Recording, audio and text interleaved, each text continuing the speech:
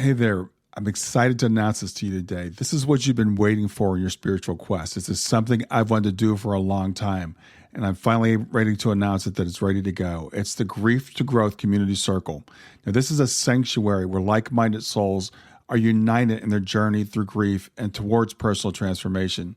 It's more than just a place. It's a beginning. It's a commitment to growth and understanding. Here you're finding not just a community, but you're entering a circle of trust and depth. You're going to engage with interactive coursework. You'll dive into exclusive podcast episodes and partake in discussions that illuminate the path from mourning to empowerment. This is a realm where every question is honored and every individual's journey is validated. To be part of this exclusive circle, visit us at grieftogrowth.com/community or look for the chat icon at the bottom of every page on the main website. Remember that entry is a privilege because I want to ensure that every member is as dedicated and genuine as you are. You must apply to join, but the journey within is worth every step.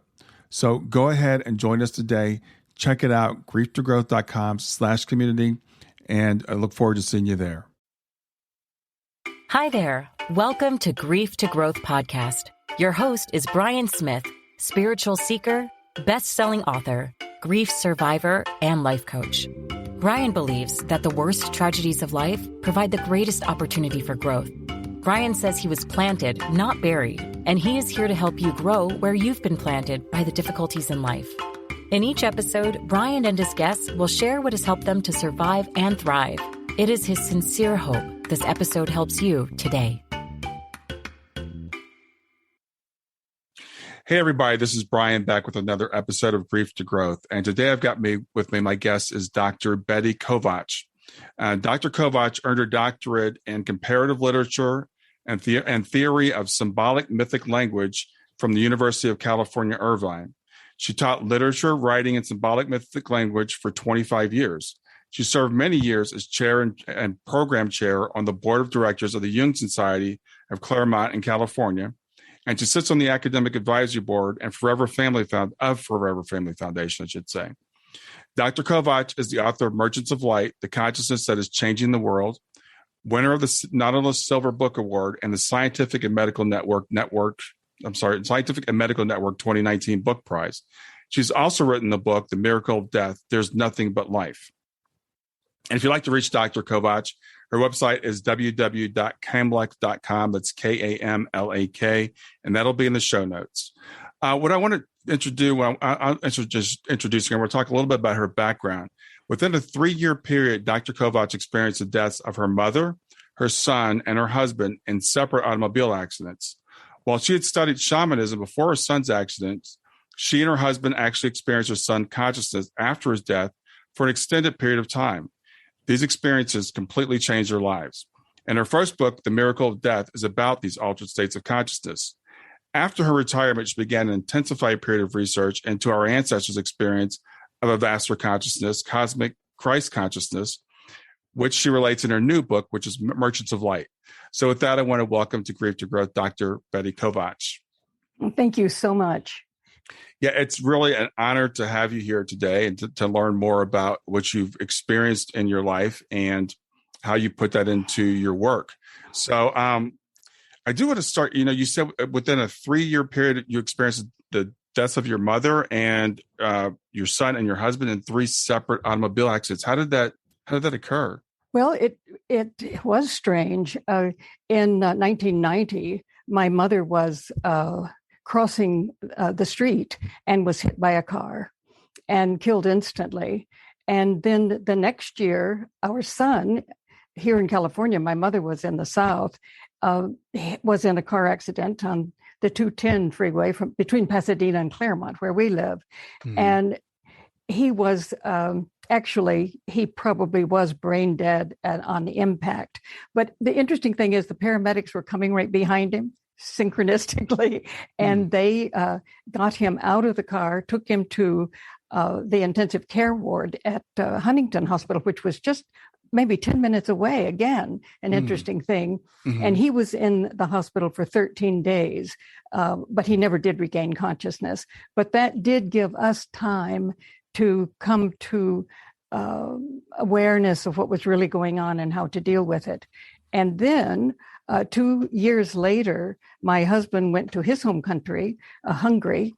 He had some of his equipment for his work made there, plus his mother was still alive, his brother, big family there. And he went there to visit them. And when he was there, he was killed in a third automobile accident. So it would have been completely devastating for me, I think, if my husband and I had not had these experiences with our son, Pishti, after he died. But the interesting thing is that we also had experiences before he died. When Pishti was not quite 12 years old, he had a dream. He told me his dreams and he would write them down because we always valued the dream and would talk about them. And one afternoon I was vacuuming the house and he said, "Oh, Mom, I just remembered I had a dream last night." So we sat down and he said, "Would you write it down?" And I did. I found out later that he had written it down too and had also drawn some of the images from it. But the dream was, he said, I was in a hospital and I was up above the emergency room and I was looking down at my dead body. And then he said there was a period of darkness and then I was on the other side. And he said, I was with other boys and it was in a horseshoe shape. I was at the top of the horseshoe and there were 4 boys on my left and 4 boys on my right. And there was an eternal fire in the middle. And across from me, beyond the fire, I could see the aura of another boy. And he said, we were all waiting for him. And we knew that when he arrived, I would be complete because 10 is a number of completeness. Well, I thought that was a strange dream for not quite a 12-year-old. Wow, yeah. And he said, what do you think it means? And I thought, oh, how will I deal with this? It did concern me, of course. But then I thought, okay, I looked at it symbolically and we talked about he's 12, he'll be becoming a man, and that's the death of the child. And we looked at it that way, but it did disturb me. But then in the last year of his life, he had another dream in which he was in a violent crash and he was in the hospital and someone was working on him. And then a voice said, he's dead, he's gone. But he said during that time, he was going out into the cosmos and traveling so fast. He said, I traveled so fast that planets and suns popped as I went by them. Wow. And then he came back and then he would go again. And finally he came back and he said, then I knew I was not that person. And it was in the morning. I was getting ready to go to the school where I taught. He was getting ready to go to his school. He was in college by that time. He was 20. And I remember taking hold of his arm and saying, oh, thank God it wasn't you. Well, of course it was him. But at that point, I didn't take it all in. And I said, Pishti, we have to talk about this later. I totally forgot it. And he also never mentioned it. But after he died, we were in his room with his girlfriend, Jenny, the girl he loved so much. And she was looking at some of his poetry and things like that. And suddenly she said, oh, Betty, look at this. And I realized it was the dream he had written down.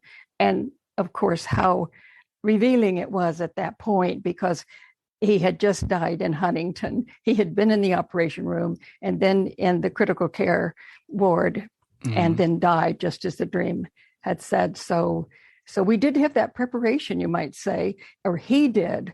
But I also had a preparation, as did my husband. For 2 years, when I look back at my dream journal, I had been dreaming of his death.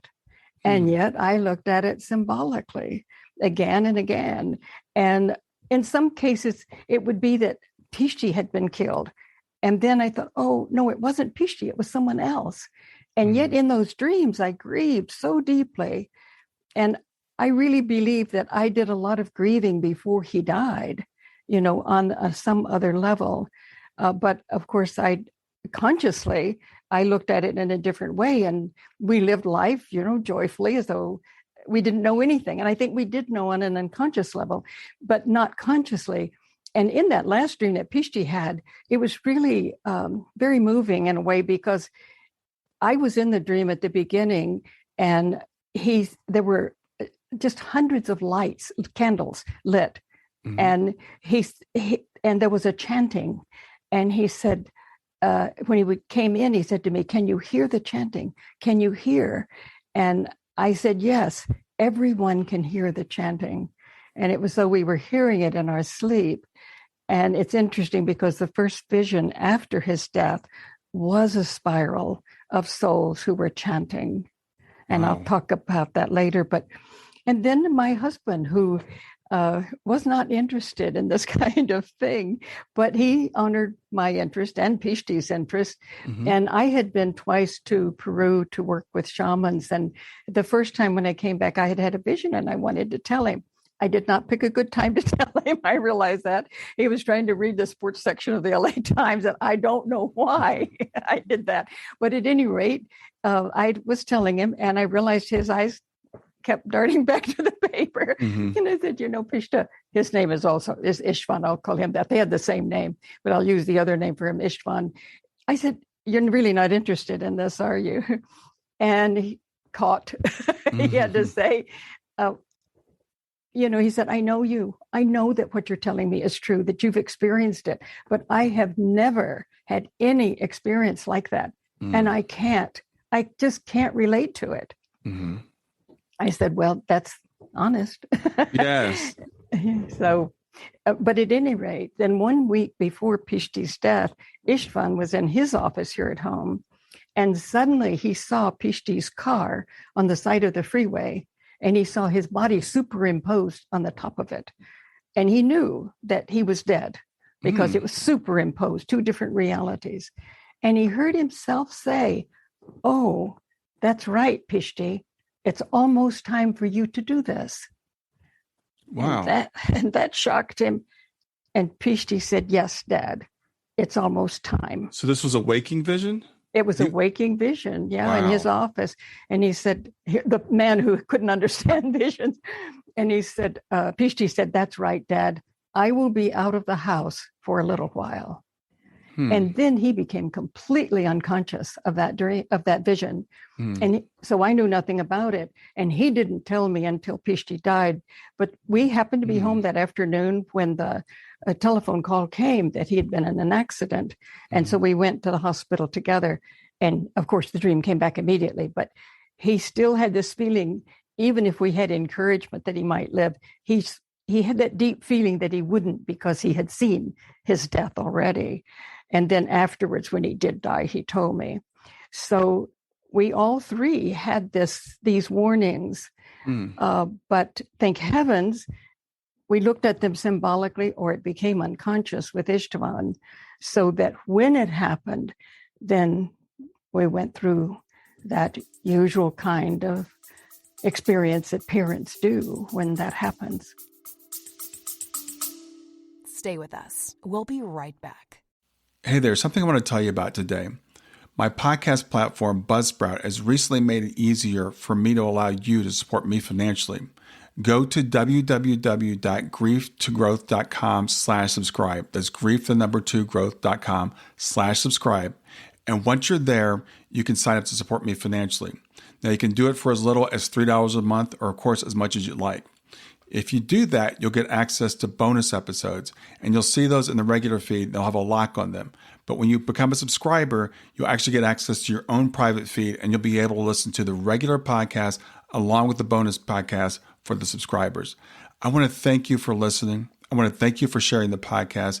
And I want to thank those of you who support me financially. Have a great day, and on to the episode.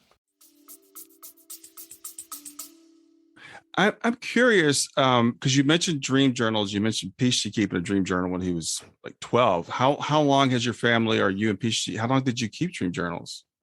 My family certainly didn't talk about those things much, although my mother's side was a little bit more inclined to be interested in that sort of thing. But when I was in college, and always I was trying to figure out, what is this all about? There's just got to be more than this around me. And of course, when I was young, no one talked about these inner experiences so much. The church was there, And my parents didn't belong, but Bill and I, every time we moved to a different place, my brother Bill, we would always pick a church and find out where they had a lot of kids and a good program going on. And we went. And I know my life was deeply influenced by the image of Jesus. I can still remember the felt boards where they had images that would stick with the felt. And they talk about the man Jesus and the people around him. And that had to influence me a lot because it was the honesty, the integrity, the beauty of his love and his life.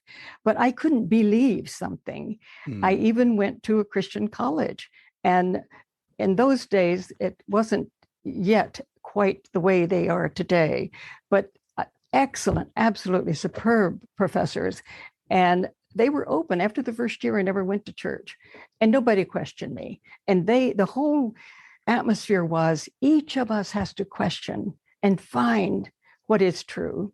And even by the end of the time I was there, and it was a wonderful time in my life, it was completely right for me to go there. I knew I couldn't believe. And so my whole journey was, how do I know? How do I experience it and know with no question, so that no matter what anyone says, I know. And so that was the journey. And I thought I was having dreams, but I met a young man who had just graduated from, Andover Newton Seminary. And I think that's now connected to Yale. I don't know whether it was then or not. Well, he had a new church. And this was in Michigan. So he had a party, invited his friends who had also just graduated from Andover Newton and their girlfriends. Well, there we were that night. And they were talking. I didn't say a word because I didn't know anything. So I just sat there quietly and listened. And they were talking about Carl Jung and dreams and visions. And they were talking about quantum physics and mathematics. And so I thought best for me to just listen. And then afterwards, I asked him, I said, well, who is this person, Carl Jung? And so he took me into his library and I found Modern Man in Search of a Soul. And I thought, okay, that's my journey. And I borrowed that book and others, and I began to read Carl Jung, and he had a profound influence in my life. And I began to dream of him. One dream, I was in the forest, dark, and I was trying to find my way. And suddenly I saw a house and there was a light in it. And I went to that house and Carl Jung opened the door. Wow. And he was in this deep ruby red gown and silver hair. And I just knew that's where I wanted to be. And I looked in and there were all of these old ancient texts covered with leather. And he welcomed me in. And I went in, but I tripped at the door and plunged on my belly in the middle of the room. And I thought, well, that dream was indicative. I did want to know more of what he knew. I did want to study what our ancestors had known and perhaps we had forgotten, and what he had discovered, because that was his journey too. And I was obviously, I knew nothing, and I was certainly a novice for sure, landing on my belly in a very awkward way, but that's okay. I showed up. I was there, and I wanted to learn. And in the next scene of the dream, we are sitting together talking, and we're on cement, a patio that made out of cement. But next to us was this ancient primeval forest. And of course, that was Jung's goal, to try to bring the depth of who we are, this ancient rootedness in the beginnings of life, into consciousness, because we had repressed and suppressed so much of life and who we are and what we're deeply rooted in. Wow. And so I was on my journey. Wow. And he did influence me for sure. Absolutely. I can tell that just from the short time we've spent together. So I'm curious, what got you into shamanism? That's not something a lot of people in the West, do. And apparently this was a while ago that you got into it. Yes. Well, I was teaching in college at that time, and I taught mythology. And I as I think Robert Graves says, mythology is always somebody else's religion. It's the symbolic system of a spiritual tradition that maybe we don't practice, but someone did. So that was just a wonderful time for me. I taught also with a colleague we team taught until he became chair of the department. Then I taught it alone. This was in the 60s and 70s. And the students, of course, were very interested in all kinds of things. It was a real opening at that time. And so we together discovered so much through these mythic systems. And then I looked at the artifacts, and I would have so many of the artifacts on slides. And it was just an incredible experience for all of us. So I always thank those students that together, I wasn't much older than they were, and together we were discovering things about the psyche, the self, and how our ancestors understood and related to nature and to each other, and how they had experiences, which the kids were talking about at that time. I didn't call them kids then. Right. Only at this advanced age, I look back and call them that. But excuse me, they were actually, some of them were using LSD and mushrooms, and they were having these experiences, and many of them didn't know what to do with them. Yeah. But when we looked at them within these symbolic systems, it was very clear that there are altered states of consciousness that we all have access to. And our ancestors had many techniques of achieving those altered states. And, it says, they say that we have a valve that actually limits this great cosmic mind that we are living in, this universal intelligence that we all are. But we have a valve that lets just a little bit of it stream in so that we can get by in daily life. But our ancestors knew we have that, we are that, and they knew how to get into a place where that valve would open and we would experience who we are. And so we began to realize in mythology, look, these experiences are who we are. And it helped the students also to put it within a structure and understanding. But many of them were totally changed by those experiences, because even willy-nilly, they experienced something vast that we are. So you were into studying mythology. How did you take the step to cross over, or to take that next step to start having shamanic adventures? Yeah, thank you. That was where I was going to go and forgot. Yes. Then I realized, well, our ancestors did this all the time. They had these techniques. So I went to Peru with a person who had been trained in shamanism from another country. And I was kind of disappointed at first, but what I did learn is that we, as a group, we went to various places that were considered power points in the ancient world, and meditated and did various things. And I felt not much happened. And I felt I was too much in the rational mind, which is what I didn't want to be there. I wanted to know the other, but I was kind of captured in that. And of course, in the university, they teach us that, this is the only mind that there is, and it's superior to all else in the brain, which is, of course, totally wrong. And the heart really is the center of the brain, of consciousness. But we've forgotten that. Our ancestors knew that so well. Absolutely. But I had such a hard time getting beyond that. And yet on the last night we were there, full moon, we were at in Bolivia on Lake Titicaca, and we'd spent the whole day there meditating alone and together, and contemplating our own lives. And then that night we were within an old stone circle, and the shaman did give us San Pedro, which is the sacred plant of South America and the Andes. They use that. And so I said to the shaman when he came, give me double, because nothing happens to me. Well, he gave me 1.5 times more than I should have, I guess. Then he got scared. But at any rate, finally, there was a mountain. We were down below, and there was a mountain that surrounded Lake Titicaca. And nobody was there all day. Nobody was there.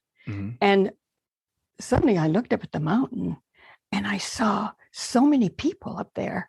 And they had like tall headdresses and staffs. I even saw a dog.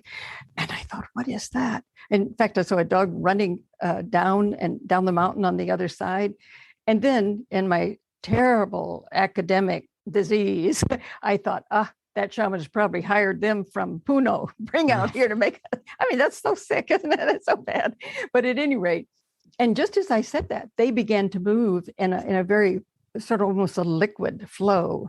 And I thought, well, they're not real people. And then I looked to my left and I saw a being step off the mountain and walk in the air. And it looked like he had wings, or it looked like wings brought them up. And I watched him for a while. And then, can you believe it? I turned away. And I think I just wasn't ready to see that being, because later I talked to the shaman and told him what I'd say. He said, yes, he appears there every time we're there. And he said, he's a great light being, and he joins us when we're in that meditation. Wow. And so anyway, that at least was a start. I knew I had seen something that my rational Western brain could not explain. And so that was a big opening for me. There's so much I want to ask you. I can't even keep it all straight, but you just said something that really triggered something for me, because I was going to ask you about plant medicine when you talked about, being a shaman. And I know that's one of the way our ancestors reach these altered states, but I think we call them hallucinations. So we assume that they're all subjective and they're all just coming out of our mind. But what you just said there, I heard objectively, this same being is appearing to different people in the same location. So that's an objective. So I'm wondering, I'm curious, do you think these altered states allow us to see objectively what's already happening around us? Oh, absolutely. Yeah, absolutely. It's what it does is, in fact, let me just tell a little bit of the story. I had a really close friend from Ecuador, and she's lived in California, but we went there together. And so I didn't say a word to her, except I just I wouldn't even look at her. I wanted to keep my eyes on them. And I sort of pulled at her jacket and I said, are you seeing what I'm seeing? But I didn't say what I was seeing. And she said, yes, yes. And so when we got back that night to the hotel, she told me what she saw. And it was exactly what I had seen. Then the next day, I found out that others had seen it and some saw nothing. And then that was the shaman that we went with. He said he always appears. And interestingly, he was there when my son was in the accident, and he saw that being again with my son, moving away from the mountain into a cosmos, so to speak. So very interesting being, really. But the sacred plant is sacred because it allows us to release that valve, and that vast cosmos can come in. Yeah. Now, the shamans always say, you're not going to get more than you can deal with, that it will come in a way that you can assimilate. So sometimes people have, like I had that experience, and later in my life with plant medicine and without, but with plant medicine, I also had the experiences of the cosmos and the deep love and creativity of the universe, of which we are. So no, they are not subjective. You will see your own life within that. But what is wonderful about them is that it opens that valve so that we see something so vast that we had so forgotten exists. So it's not subjective, and scientists have been really slow in coming around to that. But I think that they are doing a lot of research now in many different kinds. And, the early Christians, this was wiped out by the church, but there's a book called The Psychedelic Gospels, and there are paintings in various churches that show the use of mushroom and sacred medicine during these early times. And certainly Jesus was a shaman, and he taught a hidden tradition. Yeah. And that was how he taught the round dance. There's also a text talking about that. And so the round dance is a way of also going into the sacred space of who we are. So I think he taught probably many methods, but he certainly talked about crossing the veil into the Holy of Holies, which in Judaism is that experience of the cosmic mind. Yeah, well, again, there's so much I do want to ask you about that. But just for people that are, because there's so much coming, I want to just catch people up. Because we talk about the brain in the West as the center of consciousness, and the brain generates consciousness, and we forget about the heart, we forget about the stomach, and we think the brain again generates consciousness. And I love the way you keep using this term valve, because I've come to think of the brain as more of a receiver, but also a reducing valve. That there's so much going on around us that we can't really handle while we're trying to live our day-to-day lives. So our brain filters that out. And in the West, I think we've gotten so caught up with that we just become totally blind. The other thing I want to ask you, because again, just as occurring to me as you're talking, is all these great religious texts and all these myths, we call them myths, with such deep truth behind them. Do you think that people were actually reaching into these altered states and bringing back truth that we just can't even see at this point? I do. And that's what gave me such a deep interest in mythology. And also I realized that in these ancient traditions, these sacred plants were used. Mm-hmm. So I knew I can't be this typical Western professor who's going to say, well, there's nothing to this, or it's just hallucinations, as not all, but many did. I have to experience that. I can't teach something I haven't experienced. Mm-hmm. Even in like Eleusis in Greece, and in the Minoan civilization on Crete, they clearly used these medicines. And if you had a vision with the medicines, that was celebrated. If you had a vision without, that was celebrated. Is that the Western world has tried to make them something negative, and it's not at all. But I agree completely with you. What it is that it does release that valve and allows us to remember and experience what we were born out of. But I think we've just forgotten all of that and negated it. I've heard people who are working in shamanism, and they would say, oh, but I would never use medicine. I mean, I'm going to do it on my own. Well, that's, I feel the kind of misunderstanding, because why wouldn't I want to relate to a plant and have a relationship and allow that relationship to open something in me that I hadn't experienced before? It's not, I don't have to be the great one who does it all alone. We don't do anything alone. It's because of other creativity that we can experience it all. Yeah, I think it's a really interesting thing you just said, because I've heard a lot of people say that I want to reach a state, quote, on my own. And, why? Because I think our brains are evolved, again, to keep us alive. And they're evolved to see what's right in front of us. They're evolved to see the danger that's around us. And the more I study the brain, and more the illusion, our brain does not present the world to us as it really is. Our brain is tricking us all the time for our own benefit. It's to keep us safe. But it doesn't present the world as it is. So if there's a medicine that can help our brain to allow us to see what's really around us, I think that's a fantastic thing. We'll get back to Grief to Growth in just a few seconds. Did you know that Brian is an author and a life coach? If you're grieving or know someone who is grieving, his book, Grief to Growth, is a best-selling, easy-to-read book that might help you or someone you know. People work with Brian as a life coach to break through barriers and live their best lives. You can find out more about Brian and what he offers at www.grieftogrowth.com, www.growth.com. If you'd like to support this podcast, visit www.patreon.com/grieftogrowth, www.patreon.com/GRIEF2GROWTH to make a financial contribution. And now, back to Grief to Growth. Stay with us. We'll be right back. Hi there. I'm really excited to tell you about my latest ebook. It's 4 lessons that you can learn from the near-death experience without going through all the trouble of dying to learn them.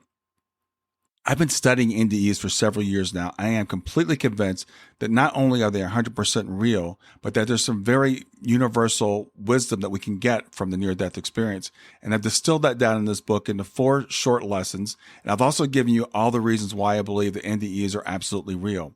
So go to www.grieftogrowth.com/NDE lessons to pick it up for free.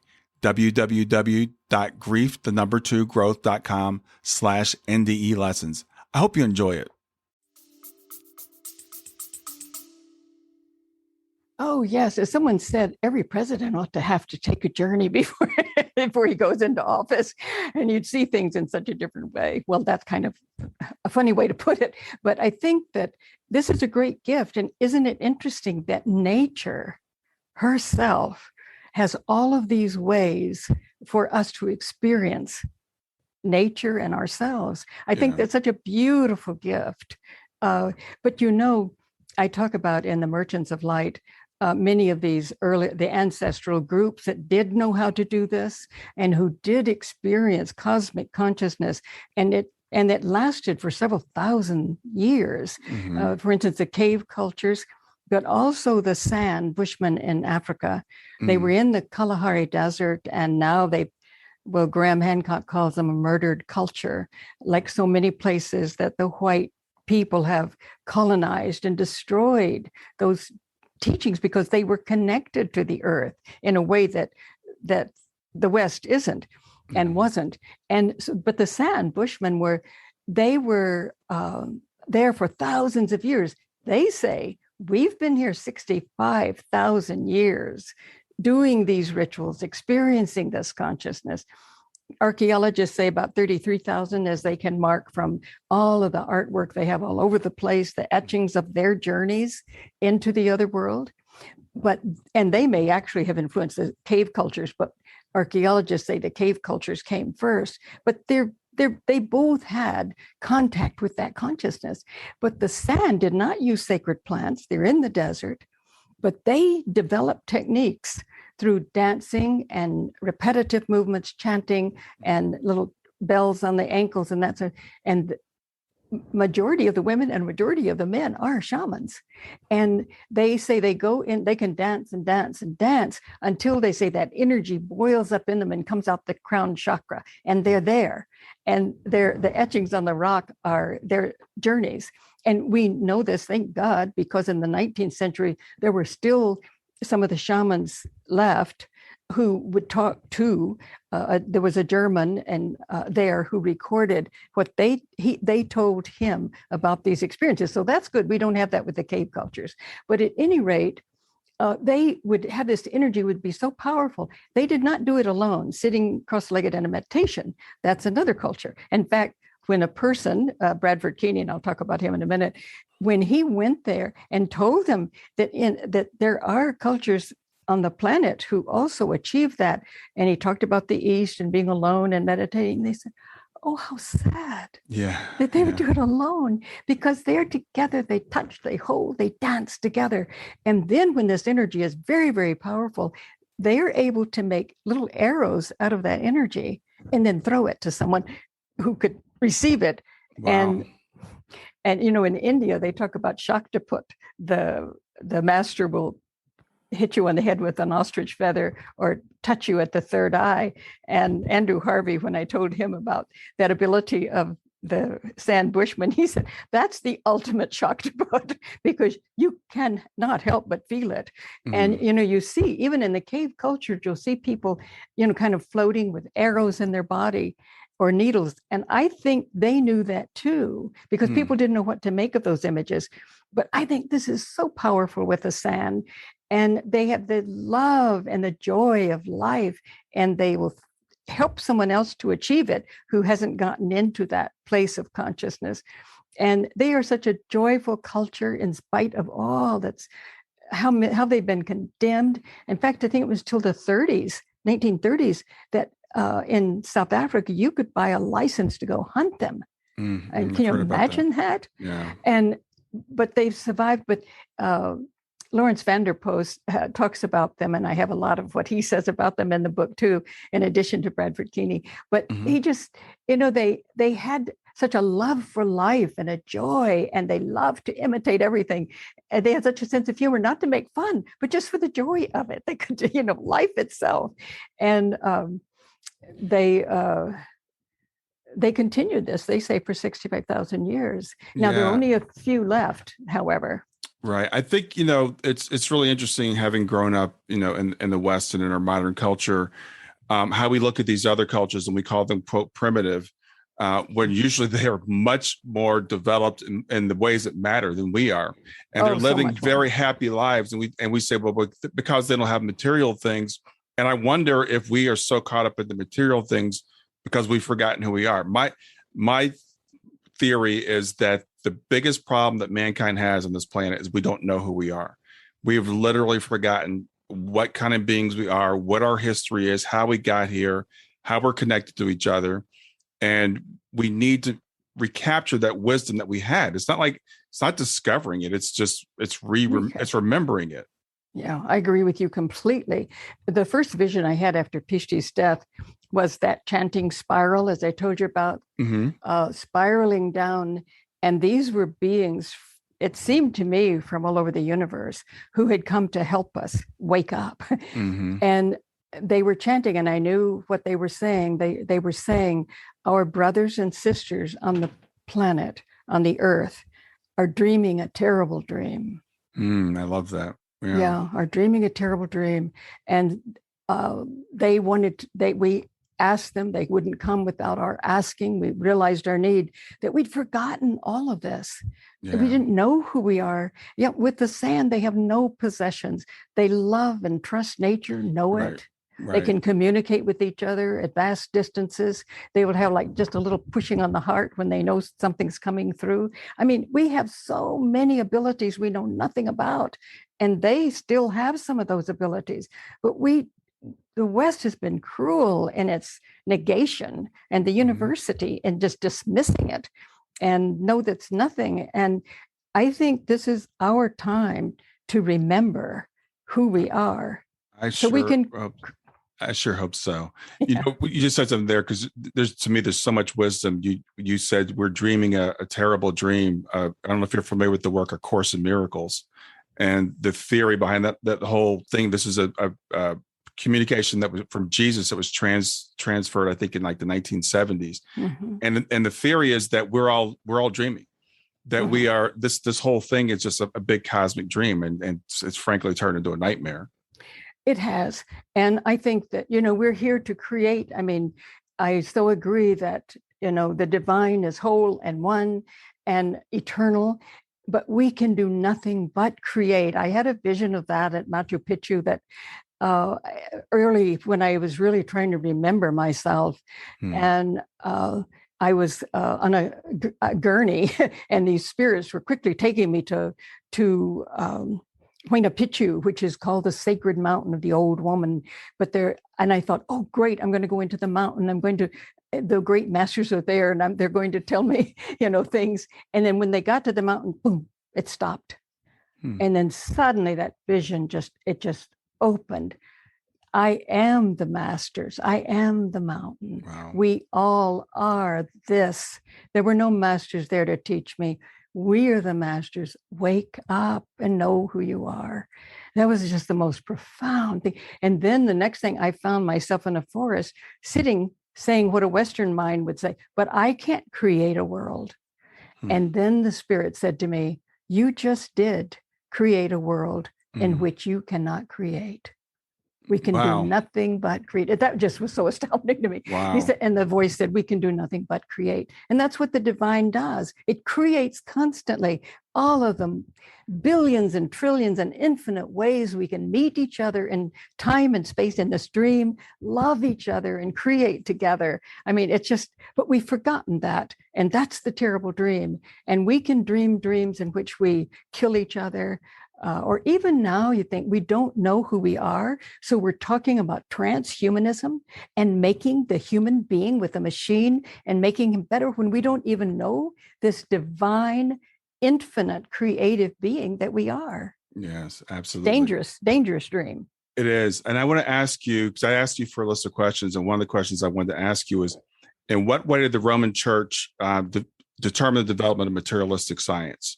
Because, we've been told, and I've observed that science, seems to lead to materialism. We say science is materialism. So anything we can't measure, we can't see, is not real. So in what way did the Roman Church contribute to that? Okay, and this is really true. I agree with you. The science that we have had since the 1700s, that science has been very limited. And quantum physics now has gone way beyond that. And it does see multiple universes for sure, multiple dimensions of reality. But if we can go back to these cultures of our ancestors that did exist, like the cave cultures, the sand culture, and the Egyptian culture was just incredible in these initiates who knew and could experience that. And that's on the pyramid walls, the pyramid texts, thanks to Jeremy Nadler, we know that. And then the paintings have been revealed and the text now.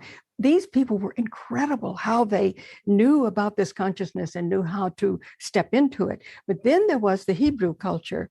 And now we know that the early Hebrew culture was a shaman mystic culture. And it wasn't until 621 when the Deuteronomist changed everything.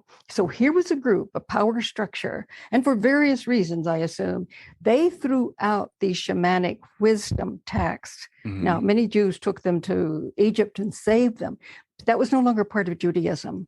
The feminine, which was a symbol of the soul, of nature, of love and relatedness, out. No more. There's only a male God, Yahweh. But the text before showed Yahweh and wisdom, his feminine counterpart. They created the universe together. And then afterwards, he made it all by himself, and his memory seems to lapse. And also he becomes a tyrant and violent without this soul. But at any rate, it was 621 when the Deuteronomists changed that. Now, Jews went in various places and kept this alive. And I think it emerged again in Kabbalah later in Europe. But then there was the Jesus tradition, which is actually a rebirth of that shaman mystic tradition. Jesus was the Jewish attempt to bring back that shaman mystic experiential tradition of gnosis. And there were Jews who would have nothing to do with the second temple. This was the first temple tradition. And but later, when the Jesus tradition began, there were Jews who were Essenes. They were at around the Dead Sea, where the Dead Sea Scrolls were found. Those were Jews who felt they were holding the true covenant of the Jews, the true covenant of God, which was mystical experience. And then there were Essenes all over the place at that time. And there were the Therapeutae in Egypt, and they were Jews. Even some of the early church fathers thought that Jesus probably had been born out of that mystical tradition. And there were other mystical traditions. But the Jesus tradition, when the church came along, well, even earlier, they started inverting the Jesus tradition into believing in him, following him, not becoming him. But the hidden tradition that Jesus taught was that you do not follow me, you become who I am. Yeah, when you drink. I'm sorry to interrupt, but it's not even that well hidden. It's there in the text, but they've totally distorted it. I mean, Jesus says it all the time. That, you're going to become me. You're going to do greater things than I am. Exactly. Eat of my body. I mean, he says it all the time. Yes, and the communion. Yes, that's who. And then when the Roman Church wanted to gain power over all of its territories, he thought this tradition would be something that would help him do that, but only the tradition as they changed it. And so they inverted the Jesus tradition into he's the God and you must obey and follow him. And we'll tell you, by the way, what to do.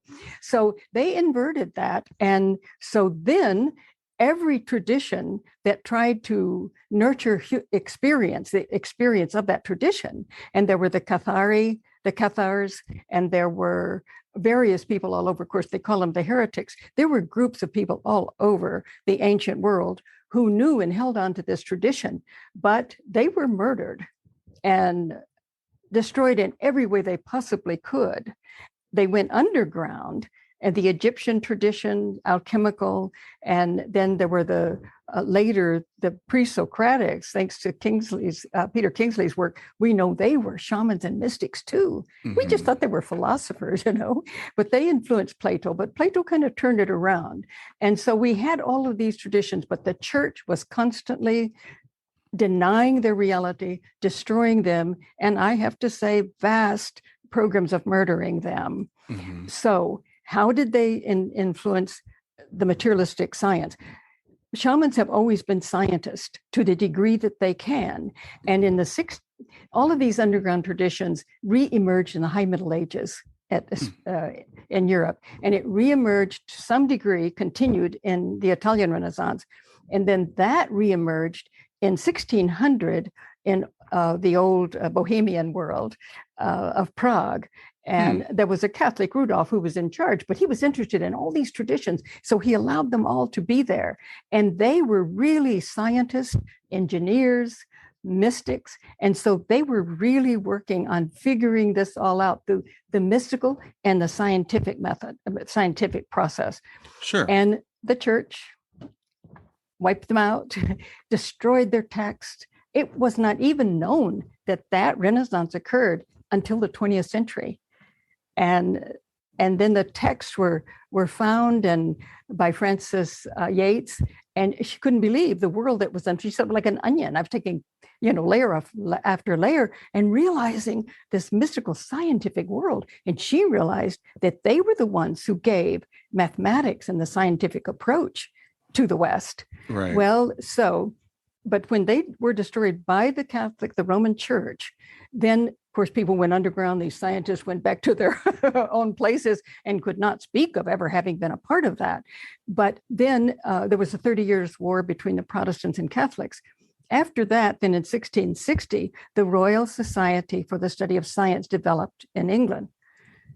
It was really clear after all of that killing and repression and suppression that you could not possibly study the mystical consciousness because the church would not allow it. You'd be dead. Mm-hmm. And so science began with severe suppression from the Roman Church. There was no way they could do that and survive. And there were some scientists there who'd been a part of that earlier movement, and they knew.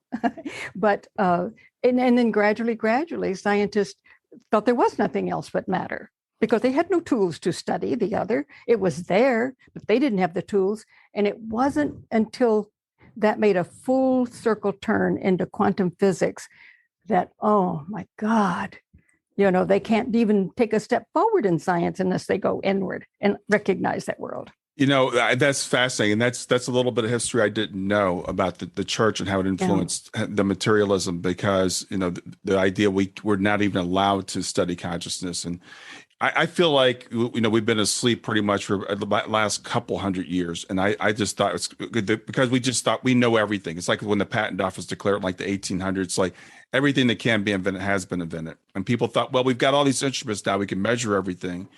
But I think it's interesting if you go back, you look at some of the scientists like Einstein and Max Planck and Bohr and all those guys. They understood the importance of consciousness. And the very early scientists believed in God and believed that man was made in the image of God. And that's why they studied the universe, because they thought it was orderly the way God created it. And then we just got totally lost. So it's really good knowing that little bit of history. And this is why people need to understand things that people might find boring, maybe church history and stuff like that. It's important to know that these traditions were killed. The Gnostics, and we find some of these Gnostic texts and we're taught, oh, they're heretics. Those are bad people. Don't listen to them. I know. It's the great tragedy of the West that our experiencing our own consciousness of who we are, the deep, true spiritual experience, has been suppressed again and again, and not gently. I mean, there were vast periods of murder and repression and destruction, and that story is simply true. I mean, the Cathars in the 1200s were destroyed. They were killed, destroyed, burned, and they did no one any harm. In fact, they were very influential because they held on to this ancient tradition. But any tradition that did was destroyed. And someone, it's not about blame. It's just about looking at what happened. It's just history. It's not about blame, but it is about power. The thing is, if people are turning within, and if you tell people that you are basically gods, that you are divine, then why would they listen to the government? Why would they listen to the church? And that's what, exactly. And I hate to be a conspiracy theorist, but this is the biggest conspiracy there's ever been, is telling people that you have no power, you have no authority.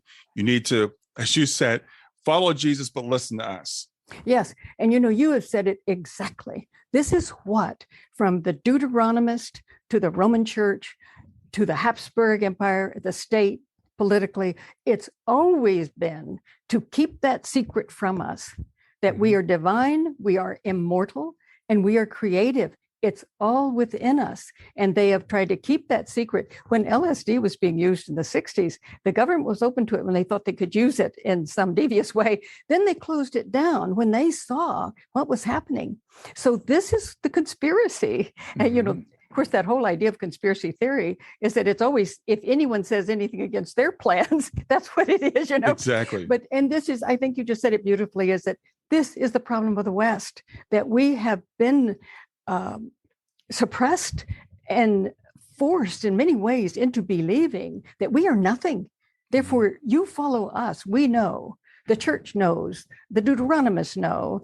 The government knows. The health agencies know. We have a responsibility to find out for ourselves what is real.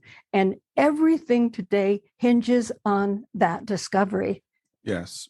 Our very survival, I think, hinges on that. Yes. As we were speaking, I was thinking about, even to this day, the drug laws. Okay, so alcohol is legal. We drink all the alcohol you want. You can smoke cigarettes, whatever, but you can't take plant medicine.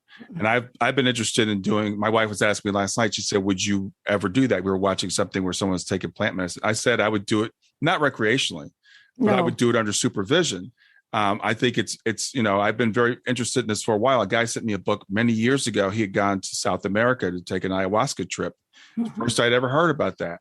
But I think today there are a couple places in the U.S. you could do it, but still largely illegal. Mushrooms are illegal.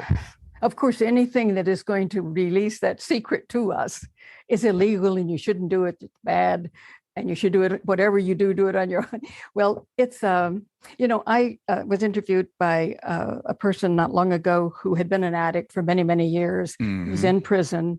And he told me, he said, I've been clean now, I don't know, for a very long time. And when I met him, he said, the way that happened for me is that I took plant medicine and I experienced that cosmic consciousness.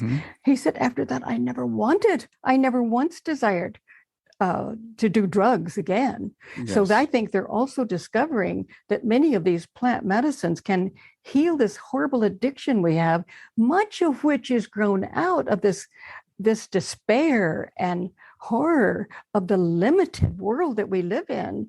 And if we don't experience ecstasy, we can't really live. The ecstasy is our birthright. Yeah, and there is some research slowly leaking out now where they've done microdoses of some plant medicines under the right conditions, and people are being cured of all kinds of stuff: drug addiction, depression, anxiety.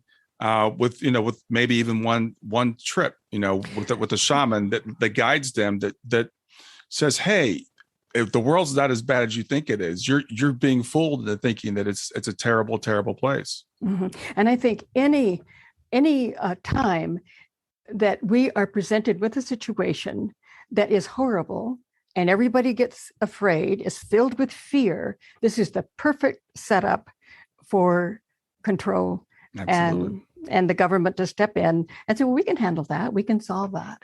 But you'll have to do exactly as we say. Yeah. And this is a very dangerous thing. And it's happened again and again. But this whole thing with thinking that this whole egotism that has developed in the West of thinking they're better than any culture they went into. I mean, they never knew the San. They couldn't possibly, or the native people here, or the native people in other places. They couldn't see because they had no idea. We are ignorant often and blinded to the depth of heart consciousness. It doesn't even exist. Heart's just an organ. And we could not see these people. They couldn't tell us anything. They couldn't reveal anything because we were so egotistical. We would let nothing else in. We are superior. And anytime, this is, I think, the danger that we face often and today is that a group of people will be able to gain enough power that they begin to get sick, very, very sick, sicker than the usual Western mind, into this feeling of superiority. and that they can then figure out what they're going to do with the whole planet now, how they're going to do it, and who is worthy of living and not. I mean, it's a it's a craziness and an insanity that is the result of us not maintaining that ancient tradition of discovering who we are. So the ego gets flipped wrong side out, and we think that we're superior and we can control others, and that's the solution to it. And it's a great illness that we suffer today. It is. That's just the exact right word. It's a real illness. So let's talk about what is cosmic consciousness, or what is Christ consciousness? We hear people talk about. What does that actually mean for us as individuals?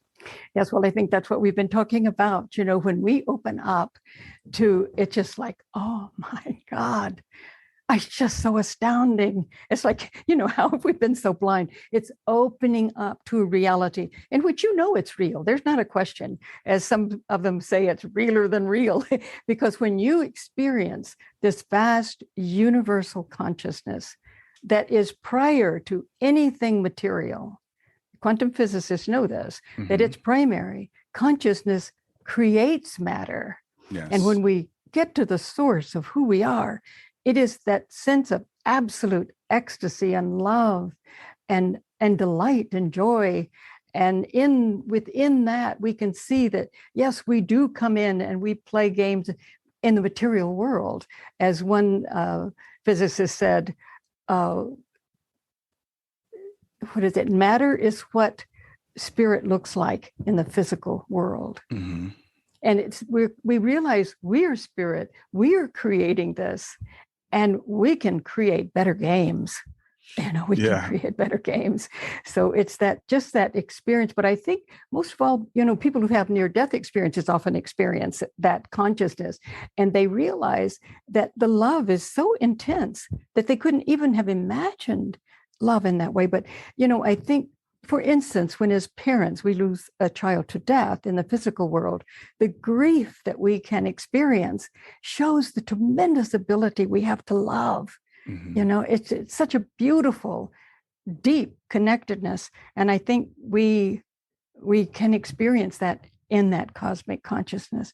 And I think that in the years, that decade that I lost everyone in my family, I grew more in that decade. Although I'd always been looking for these things, it was that decade that transformed me, changed me.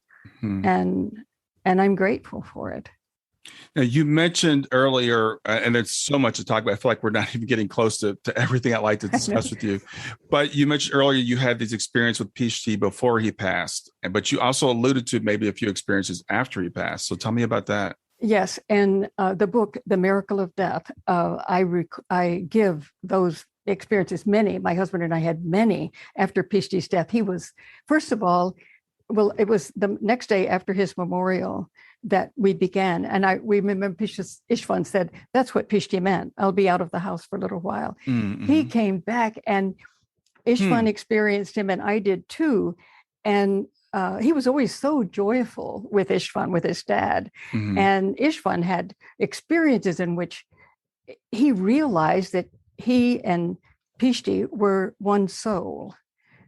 And I had a vision of that much earlier, that Istvan and Pishti were one, and they had the same name, but you know, in Hungary, we didn't put the second or third, that kind of thing, but they had the same name. And in the vision, I was told, you thought you agreed to go with that name, that you wanted that name, but he couldn't have been named anything else. They are of one soul. Well, then the first vision that Istvan had after Pishti's death is that, first of all, he wanted us to know he's fine, he's well. And he also wanted us to remember that we knew this, that we knew that we were going to do this. And then he let his father then Ishvan experienced that he was one soul with Pishti. And he said it just traveled through this spiral, and then he was in many different worlds. And he saw in one vision where he saw people of all groups, all ethnic groups that he'd ever heard of, and he saw how he and Pishti had been born into, you know, they were those, and that in some lives they were one. And he said in the lives when they were one, he said, Pishti didn't have to tell me anything. I knew. And then he said, when we were in two different bodies in that world, as in this life, then Pishti explained things to him.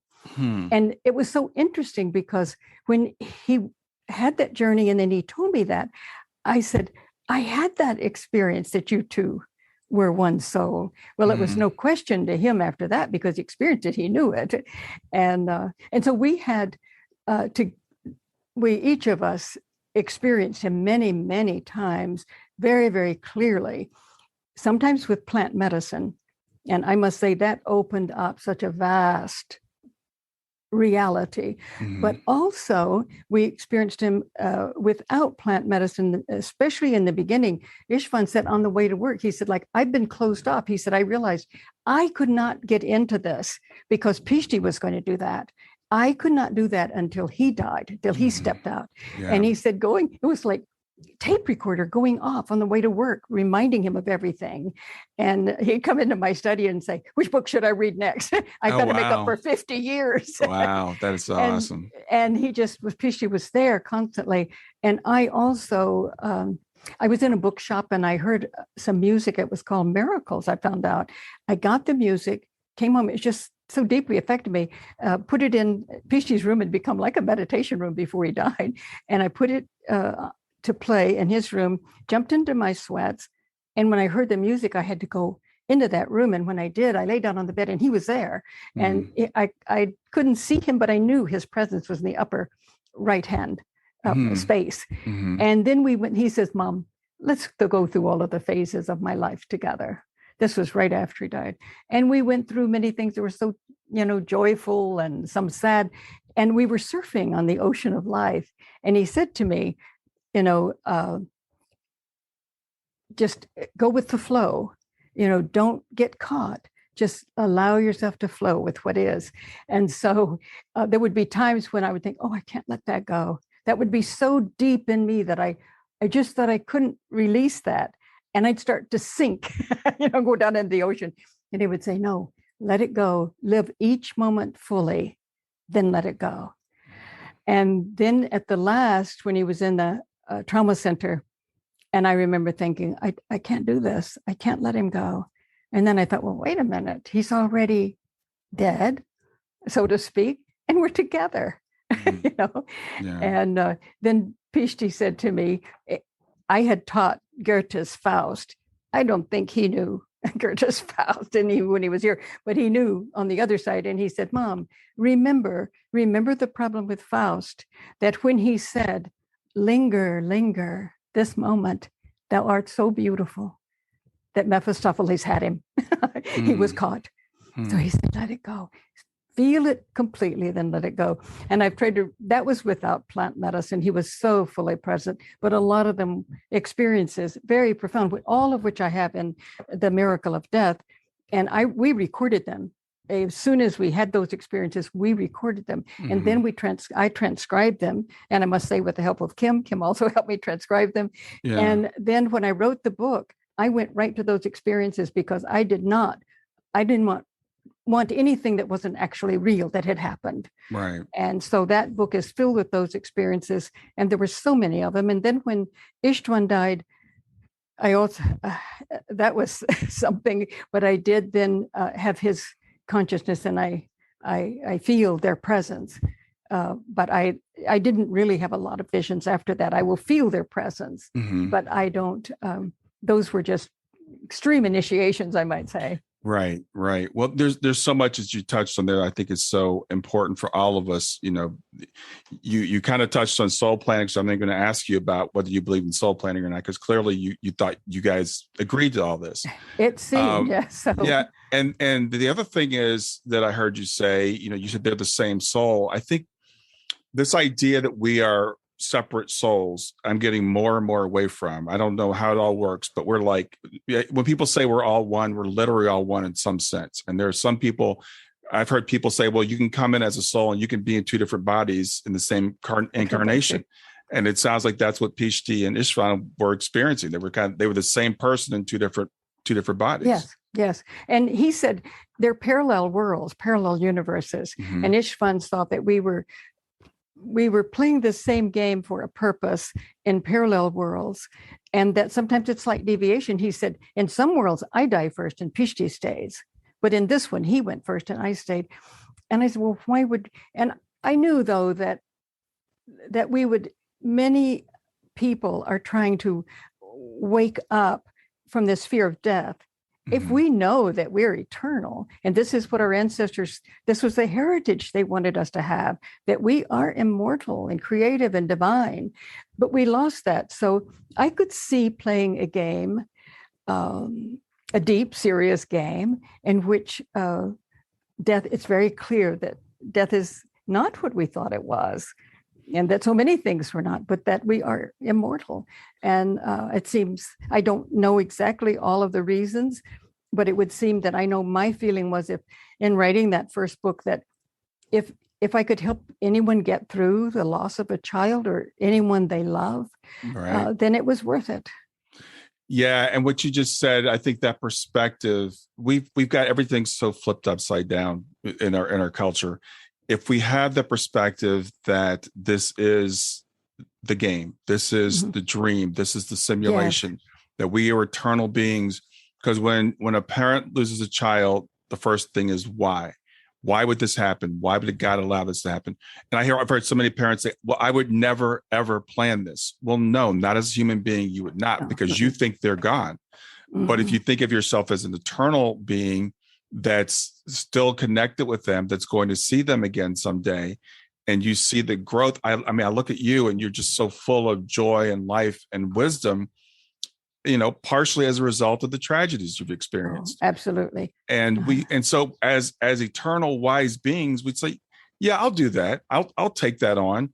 I'll agree to go first. I'll agree to be the one, this time that stays, because it's going to spark this growth in me. Like you said with Ishvan, he opened up. He blew open. He did. Yeah. But I think that's part of not knowing who we are, is that we don't realize our creativity. And it just, sometimes I think, well, I don't want to come back to this world. It's really crazy thinking. And I think, no, I'll get on the other side and I'll see clearly that if I can do anything, I would come back, But I think we don't know that we have enormous effect. We forget that. And we think, well, I'm just an ordinary person. And yeah, that's great. We all are that. Right. But we have powerful potential to change the world around us, and we just don't know the power each person has, not a person without it. Right. Well, yeah, I know, as we were talking, I was thinking, I know you're part of the Forever Family Foundation. Yes. I'm part of an organization called Helping Parents Heal. So we had a conference a few years ago. We're sitting there, all of us parents who have had children that have passed. And we're all to the person saying, I will never do this again. This is my last time. We're going to be, when we get over the other side, we'll be sitting around, we'll be telling stories about this, but we're never doing this again. And I said that. I said it many times. I don't say it anymore, because I'm starting to understand, once we get back to the other side and we see the bigger picture, we're the people that are going, yeah, I'll do it again. Oh, yes. And we see one little stone thrown into the water and you see all of those ripples. And I think when we see that, we think, oh yeah, that's what I want to do.